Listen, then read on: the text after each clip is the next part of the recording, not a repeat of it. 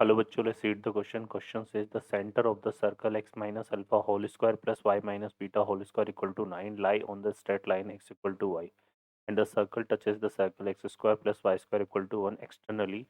And what were the value of alpha comma beta? Option है हमारे पास alpha equal to plus minus 2 root 2, beta equal to plus minus 2. Alpha equal to plus minus root 2, beta equal to plus minus root. Alpha equal to 0, beta equal to 0, alpha equal to 2, beta. Solve करते हैं बच्चों question को। इस question के लिए जो की concept है वो देख लेते हैं पहले। कॉन्सेप्ट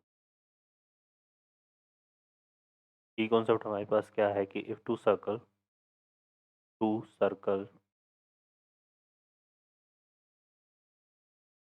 टचेस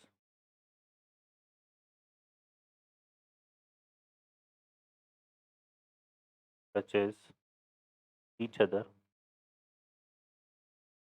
externally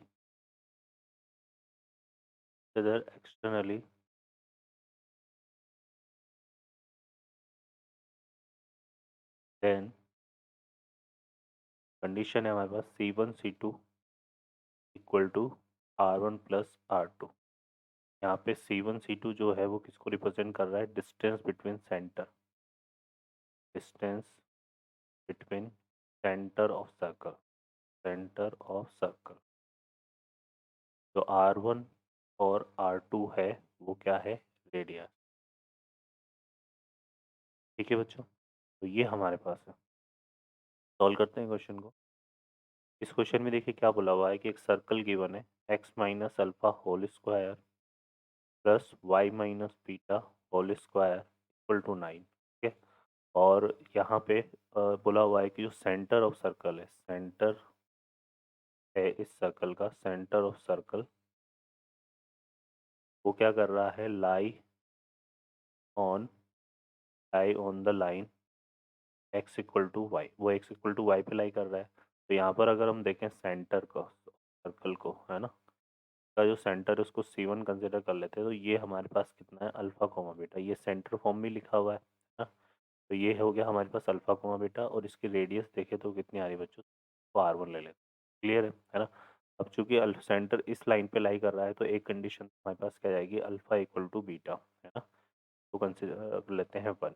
ठीक है, और सेकेंड यहाँ पे एक और सर्कल गिवन है हमें x square plus y square equal to 1 का अगर सेंटर ले तो इसको C2 ले लेते हैं जो कि क्या है? 0,0 स्टैंडर्ड फॉर्म में। और इसके रेडियस को R2 ले लेते हैं यहाँ पे, तो कि अब यहाँ पे इसको हम S2 कंसिडर कर लेते हैं, और ये हो गया हमारे पास S1। अकॉर्डिंग टू क्वेश्चन क्या बोला हुआ है कि जो सर्कल है S1 एंड S2 क्या कर रहे हैं?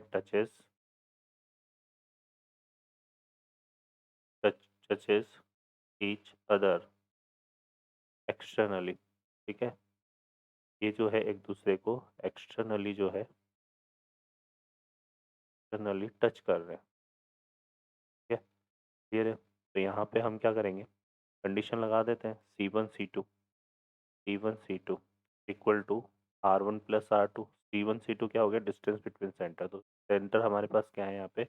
अल्फा कोमा बीटा और 0,0। इसके बीच में डिस्टेंस फार्मूला लगाएंगे तो कितना आएगा? अंडर रूट हो जाएगा अल्फा माइनस 0 का होल स्क्वायर तो अल्फा स्क्वायर, और बीटा माइनस 0 का होल स्क्वायर तो बीटा स्क्वायर। R1 हमारे पास कितना था? 3, और R2 कितना है? 1। तो ये आ जाएगा, स्क्वायर करते हैं बोथ साइड, तो यहाँ से बनेगा alpha square plus beta square equal to 60। ठीक है, इसको ले लेते हैं। अब हम बात करें फ्रॉम 1 से, तो 1 में क्या था? अल्फा इक्वल टू बीटा, तो इसमें पुट कर देते हैं। तो यहाँ से कितना आएगा? क्या आएगा हमारे पास? 2 अल्फा स्क्वायर इक्वल टू कितना आ जाएगा? 16। Implies that alpha square equal to कितना हो गया? 8। इम्प्लाइज दैट यहाँ से अल्फा निकालेंगे तो ये आएगा प्लस माइनस 2 रूट 2।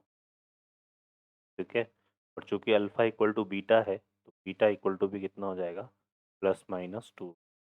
ठीक है, तो हमें क्या फाइंड करना था बच्चों? यहाँ पे अल्फा और बीटा। तो अल्फा की वैल्यू हो जाएगी प्लस माइनस 2 रूट 2, और बीटा की वैल्यू हो जाएगी प्लस माइनस 2। और चेक द करेक्ट ऑप्शन। तो ऑप्शन को अगर हम देखें यहाँ से, तो हमारा जो है कौन सा ऑप्शन करेक्ट हो रहा है इसमें? A option. ओके बच्चों, I hope you understand well. Best of luck, thank you.